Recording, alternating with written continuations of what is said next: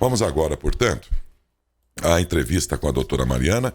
Eu sou muito agradecido a você, Mariana, pelo tempo que você dedica aqui ao nosso programa, sabendo que ele será de grande utilidade para os nossos ouvintes, pelo que eu já disse antes. Já deu para mensurar o que é o tema, saber que isso pode acontecer com qualquer família e, tendo conhecimento, a gente pode prevenir, pode ajudar. Então, as entrevistas são grandes prestadoras de serviço para os ouvintes, telespectadores e internautas. Mas não seria possível sem que você aceitasse e gentilmente atendesse o nosso pedido, Mariana. Bom dia. Bom dia, Daércio. Eu é que agradeço essa oportunidade de conversar sobre um tema tão importante para a saúde mental, né? Um mês de grande importância aí para a gente fazer um trabalho de prevenção, uma prevenção que é feita a partir do falar sobre o assunto, né? Falar é o melhor caminho. Então, eu que agradeço essa oportunidade de você nos possibilitar esse caminho. Ô Mariana, eu tenho visto, acho muito bacana, todo ano, aí depois tem o Outubro Rosa, o Novembro Azul, esses meses todos dedicados a uma questão, como agora é o Setembro Amarelo, que cuida da prevenção ao suicídio, né? Eu acho muito interessante as ideias que foram dadas a esse tipo de campanha. Porém, já não é a primeira. Nós estamos aí no quê? Na segunda, terceira ou quarta? Eu não sei exatamente, Mariana. Mas já dá para perguntar a você o seguinte: as campanhas, na sua opinião, têm surtido efeito? Daércio, os estudos da Organização Mundial de Saúde mostram que os países que vêm investindo nessa prevenção já há alguns anos têm conseguido diminuir os índices aí, falando em relação ao suicídio. Uhum. Né? O Brasil ainda está engatinhando nisso. O Dia Mundial de Conscientização, Dia Mundial de Prevenção ao Suicídio, que é o dia 10 de setembro, já é instituído há vários anos. Porém, no Brasil, é desde 2014, 2015, mais ou menos, que o CVV, junto com o Conselho Federal de Medicina e a Associação Brasileira de Psiquiatria, instituíram o Setembro Amarelo. Então, a gente está falando aí de 5 anos, mais ou menos, de campanha. Eu acho que a gente pode falar de mudanças já em relação às pessoas conseguirem conhecer um pouco mais sobre o assunto. Né? Eu não tenho visto, pelo que eu tenho pesquisado, índices ainda, uma diminuição significativa, principalmente porque a gente está num ano muito atípico, né? E principalmente aí com relação à pandemia. Porém, o investimento nessa prevenção é o caminho que a gente tem para fazer, e o investimento em saúde mental, já que o suicídio está estritamente ligado com a saúde mental. Então, estamos começando aí, né? O Brasil está engatinhando nisso, mas já é um grande começo. Agora, Mariana, é a Evelyn que está falando. Bom dia mais uma vez a você. Bom dia, Evelyn. Tudo bem, Má? Tudo bem. É sempre muito importante entrevistá-la, porque a Mariana tem um conhecimento e fala de acordo com que cada um possa entender da melhor maneira. Eu estava aqui refletindo comigo, Mariana. Você falou desse momento em que a gente passa, e a gente tem discutido muito sobre o comportamento das pessoas neste ano pandêmico, né? Como a gente tem falado bastante. As pessoas estão muitas vezes mais sensibilizadas, né? Porque estão afastadas, muitas delas, da própria família. Tem pessoas que às vezes acabam até, eu percebo, descontando aquele momento em que ela está realmente dentro da sua casa de forma negativa e tem um comportamento um tanto quanto explosivo. Agora, eu imagino a preocupação também de vocês como profissionais da saúde com este ano de 2020, com essas pessoas que às vezes já têm algum tipo de transtorno, algum tipo de depressão. Este ano, assim, eu falo que as famílias estão reaprendendo a lidar com muitas situações. E eu imagino também a preocupação que você, como eu disse, que é uma profissional que sabe da importância que tem essas famílias para essas pessoas, né, que tem esses pensamentos às vezes negativos contra a própria vida e até mesmo na família, o quão preocupados vocês estão, né? Exatamente por toda a situação que a gente está passando. Isso mesmo, Evelyn. Desde o início da pandemia, a Organização Mundial de Saúde já previa aí uma terceira onda onde as questões de saúde mental seriam muito afetadas. E a gente tem, sim, vivenciado isso. tanto com questões de ansiedade, pessoas mais deprimidas, o isolamento provocando aí vários sintomas em relação a isso, e até mesmo as situações econômicas, a perda de emprego, toda essa mudança, situações de violência doméstica aumentando. Então, todas essas questões são questões ligadas à saúde mental. Então, é um ano, sim, com muita preocupação. Uma outra coisa que é super importante da gente frisar nesse momento é a saúde mental dos próprios profissionais da saúde que estão aí na linha de frente, lidando com isso, né? Todas essas situações remetem, sim, a uma grande preocupação em relação à saúde mental. Mariana, realmente a gente tem que se preocupar também com esses profissionais da saúde. Agora, como a gente está falando deste tema, né? Eu tenho aqui a seguinte informação. O Setembro Amarelo, na verdade, ele existe desde 2014 e a Associação Brasileira de Psiquiatria, em parceria com o Conselho Federal de Medicina, organiza, então, nacionalmente essa campanha, né? E o dia 10 deste mês é oficialmente considerado o Dia Mundial da Prevenção ao Suicídio. Um fator preocupante. No Brasil, para que vocês tenham ideia, são registrados cerca de 12 mil suicídios ao ano. Aqui a média que a gente tem é também a questão dos jovens, Mariana. Os jovens, a maioria desses casos também são pessoas que acabam sendo vítimas, assim, da própria situação, né? E existe muito essa preocupação hoje em dia com esses jovens. E eu penso aqui comigo, Mariana, aqui para nós que trabalhamos com a informação, é muito difícil falar desse assunto. A gente tem muita preocupação, até mesmo pela orientação que nós temos na nossa profissão, quando existe um fato como esse, quando a gente tem um caso como este dentro do nosso município, aqui a gente praticamente não informa, não dá muitos detalhes, né? Para ter esse cuidado também com a família, para ter o cuidado também com outras pessoas que estão, às vezes, com esse pensamento negativo, mas tem que conversar. E eu pergunto para você, como a família aborda este assunto dentro de casa? Porque essas pessoas estão sensíveis, estão frágeis, né? E é difícil falar sobre qualquer situação dentro de casa quando nós estamos fragilizados mentalmente. Sim. Eu acho que o mais importante, vindo disso que você está falando, é a gente estar atento aos comportamentos, aos sentimentos de quem está próximo a gente. Em grande parte dos casos, isso já pegando um link aí, de um mito que a gente vê sobre esse tema, de que quem quer se matar, se mata e não dá sinais. Na verdade, na grande maioria dos casos, existem sim sinais.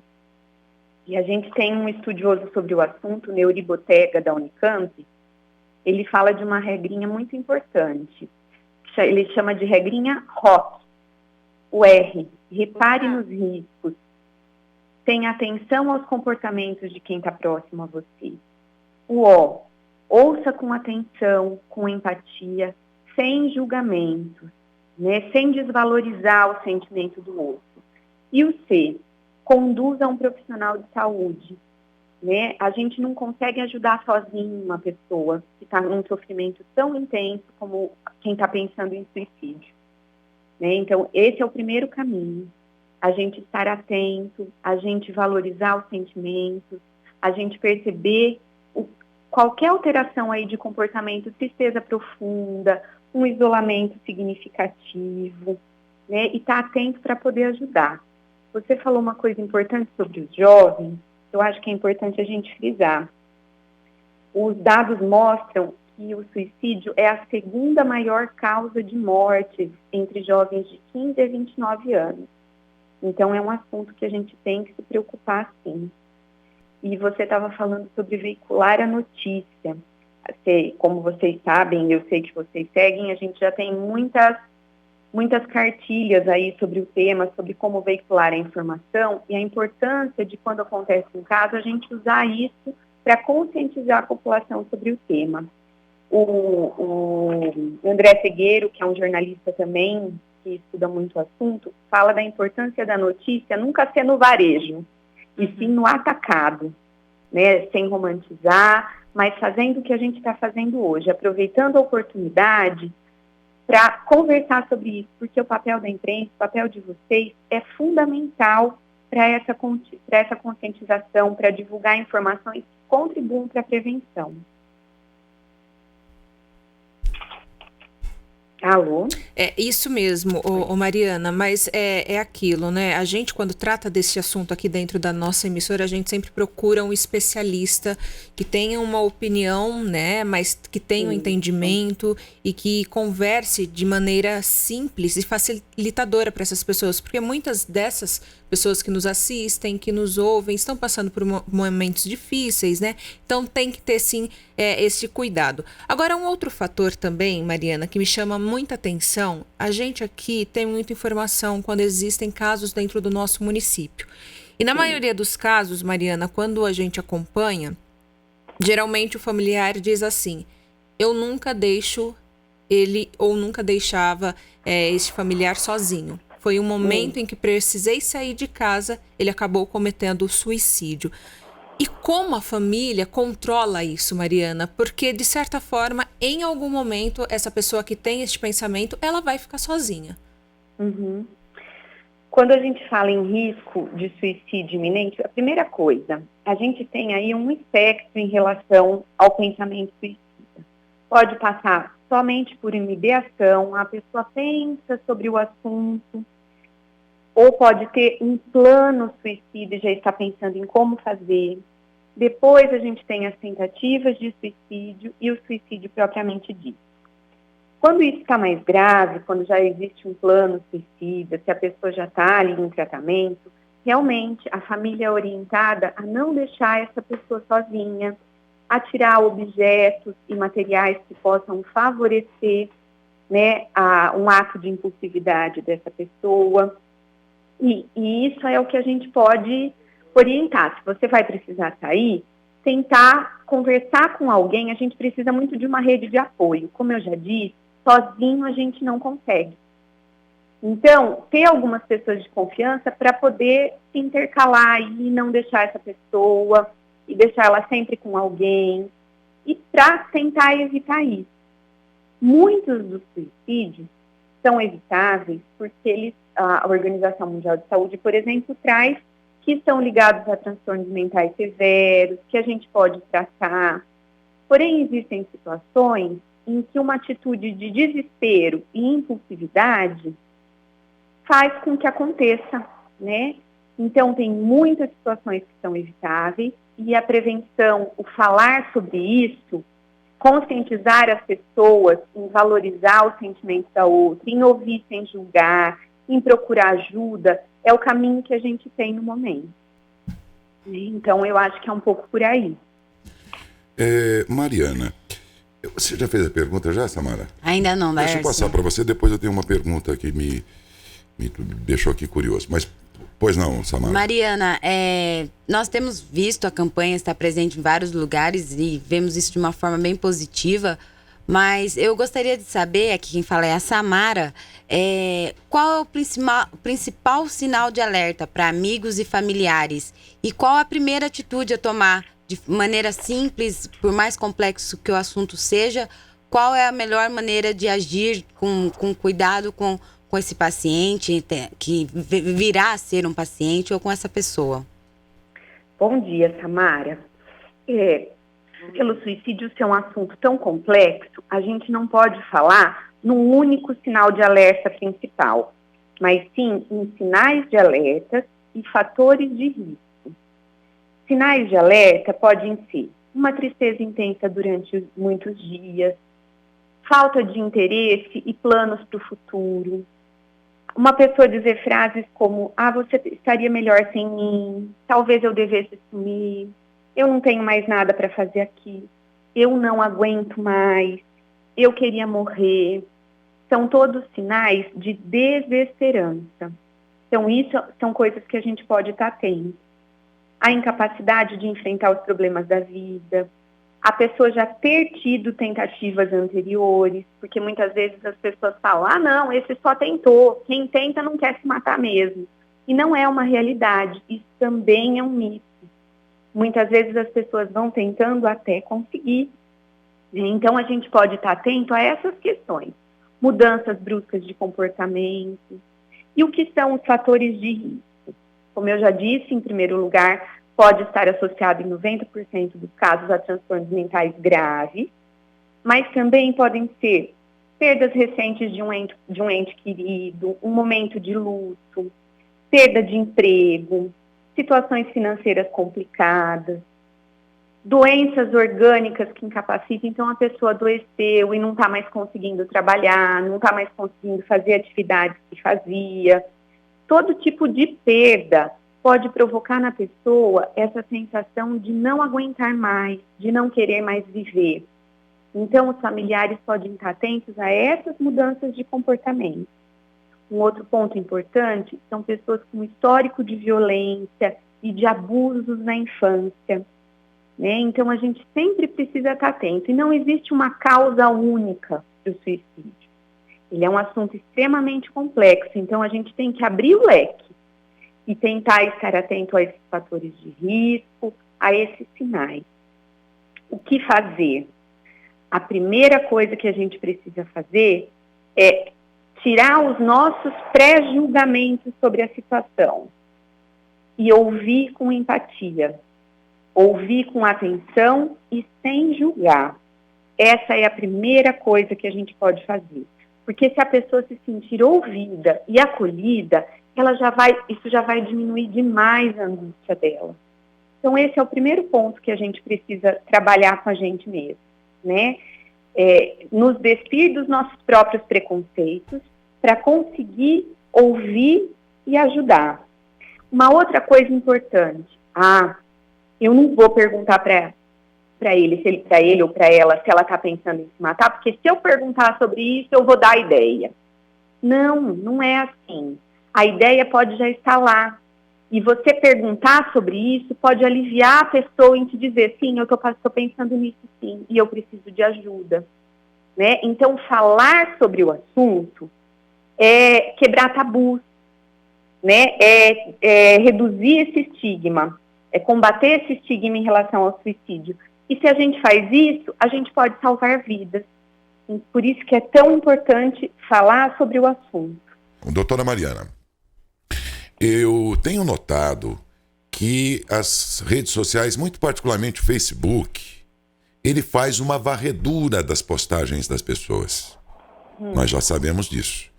E quando ela nota que alguém está postando algo muito negativo, se apresentando ali como alguém com esse perfil que você delineava há poucos instantes, quando dizia das reações que as pessoas têm, de dizer que a vida não tem sentido, essas coisas todas. Também quando uma pessoa posta isso demais, não sei qual é a ferramenta que eles têm, mas o Facebook consegue varrer essas postagens e entender o que pode estar acontecendo com a pessoa. E tem mandado mensagens para essas assinantes,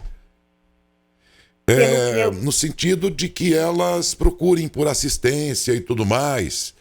O que pode ser até bacana por parte do Facebook, mas tem irritado, inclusive, muitas pessoas que dizem, qual é? Quem cuida da minha vida, eu vou deixar que o Facebook me... É só para lembrar que isso está acontecendo. As pessoas que assim estão sendo alertadas pelo próprio Facebook para procurar assistência médica e tudo mais, a intenção pode até ser boa, mas as pessoas têm que se rebelar contra isso. Esse é um aspecto. O segundo o que eu noto, muitas vezes, é muito frequente, que as pessoas que estão com esses sentimentos, se manifestando dessa forma como a senhora aí definiu, quase sempre não encontra na própria família alguém para se abrir. E a família, quando isso acontece, ou é consumado o suicídio, ou pelo menos fica no terreno da tentativa do suicídio, a família acorda assustada e diz, uai, estava tudo bem. Por quê, hein? É porque a família não estava atenta ou porque, nesses casos, o paciente não emitiu nenhum sinal? Daécio, podem ser as duas possibilidades que você está levantando. A pessoa pode ter dado sinais e não ter sido acolhida, não só por desatenção à família, mas às vezes por desinformação. Pela família não conseguir interpretar aquilo como um sinal de risco, como um sofrimento. A gente vive numa cultura que a gente não está acostumado a valorizar os sentimentos, a se preocupar tanto com a saúde mental. Então, as pessoas não identificam aquilo como algo grave. Ah, isso não é nada. Ah, tá trancado lá no quarto, tá falando essas besteiras aí, mas isso não é nada. E eu acho que é por isso que entram as campanhas como o Setembro Amarelo, para a gente dizer e conscientizar as pessoas que sim, pode não ser nada, mas pode ser alguma coisa. E se é alguma coisa, essa pessoa está pedindo socorro, né? Muitas vezes, eu acho que isso acontece porque a gente vem aí numa cultura que criou muitos tabus e muitos preconceitos em relação ao suicídio. Um deles é assim, quem quer se matar vai lá e se mata mesmo, não fica avisando. Não é verdade, muitas vezes a pessoa avisa e a gente precisa estar atento a isso. Uma outra coisa que é muito comum, a gente ouvir as pessoas falarem assim, quando acontece, por exemplo, um suicídio. Nossa, esse foi corajoso, hein? Ou o inverso. Nossa, que covarde fazer isso consigo mesmo, né? E, na verdade, não é nem covardia e nem coragem. É uma atitude de desespero. E, muitas vezes, associado com impulsividade. Isso remete a outra situação que você está dizendo. Às vezes, as pessoas não dão tantos sinais, mas estão vivendo situações de extrema angústia e, numa atitude de impulsividade e desespero, cometem esse ato.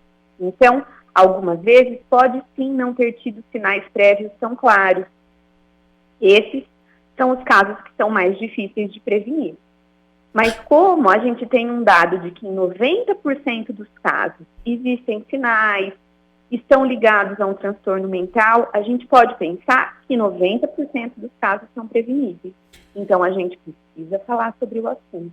Mariana, resposta muito comum quando da tentativa não consumada de suicídio por parte das pessoas mais próximas dessa vítima aí, vamos dizer assim. A resposta mais comum é a seguinte, é muito comum ouvir isso. É só para chamar a atenção. Aí a pessoa, o que é muito comum também, tomou lá uma certa quantidade de um medicamento, quase que sabendo que não levaria à morte, né? E aí a família diz assim, isso era só para chamar a atenção, é frescura, não leva a sério não. Ainda que a tentativa tenha sido algo que não fosse assim, uma intenção bem declarada mesmo, por um modo que fosse fatal, né?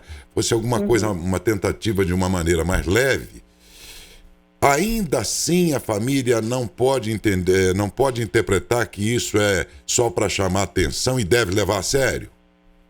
Sim, deve levar a sério, porque realmente pode ser sim um comportamento para chamar a atenção, mas não no sentido pejorativo como a gente usa, porque a gente usa esse tom como um tom pejorativo. Fez isso só para chamar atenção.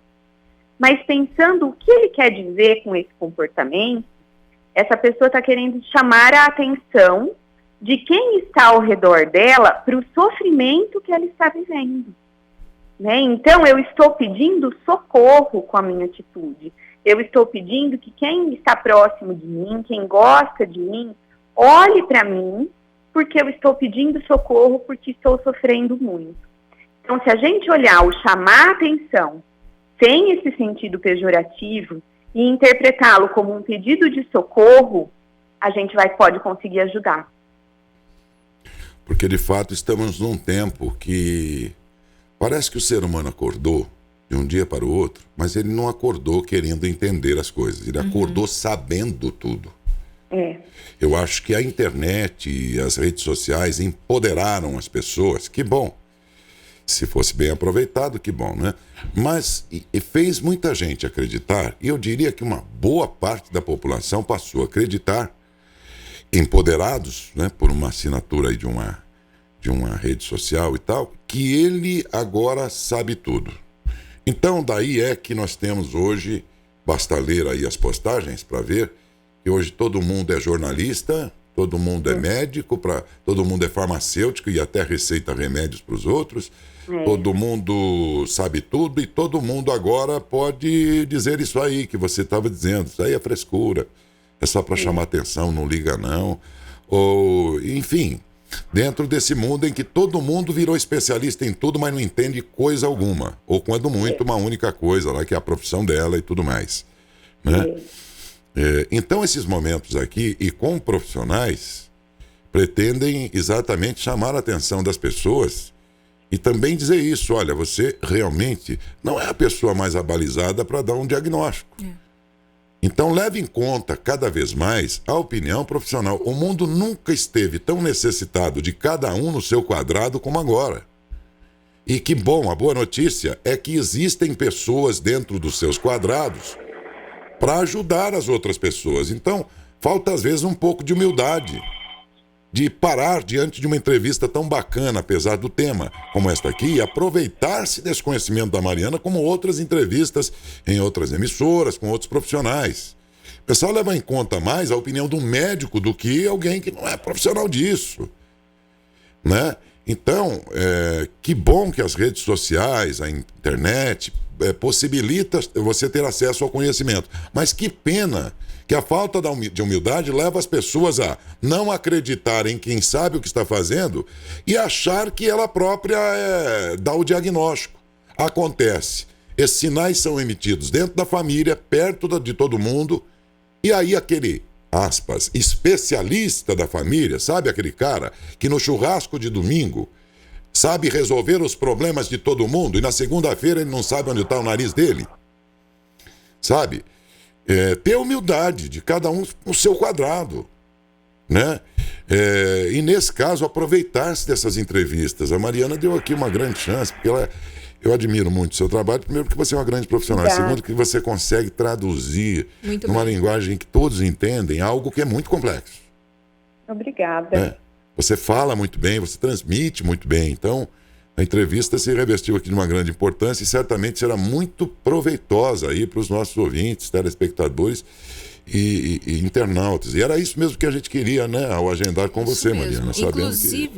Inclusive, viu, Daércio, eu já tenho uma próxima pauta para Mariana, porque já mandaram mensagem aqui, a pessoa não quer se identificar, porque ela fala que está sofrendo aí com a situação de depressão, porque ela viu que o filho agora começou a utilizar mais drogas porque está com depressão, e ela fala que esse fator, ela acredita que está ainda pior devido à pandemia. Eu acredito também, sabe? Não sei o que a Mariana diria aí. Eu digo que acredito em função da minha própria experiência. Sim. Eu tenho esse maldito vício do cigarro. E quer saber de uma coisa? Cigarro, bebida, é tudo igual às outras drogas, viu?